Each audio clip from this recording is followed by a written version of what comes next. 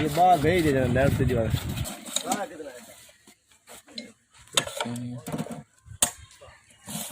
चौके चौके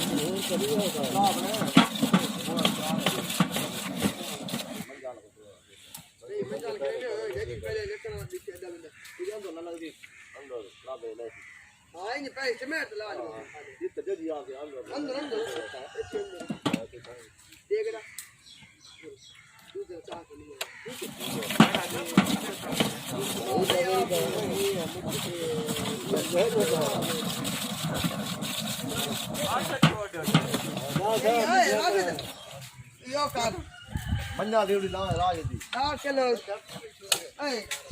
10 किलो चीनी ये वक्त दुकान पे जाके ये दे अस्सलाम वालेकुम ये पंजा है आप पास कर दो ठीक है तो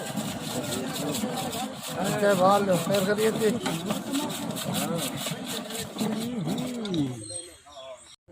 ये बाहर भेज दे जरा नेट से दीवार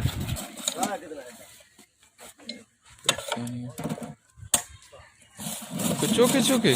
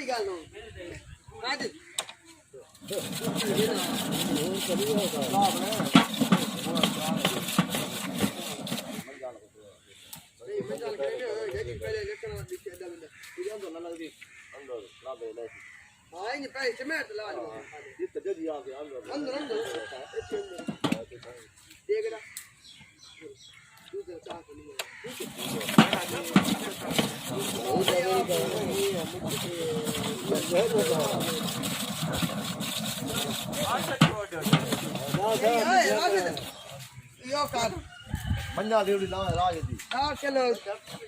ए 10 किलो चीनी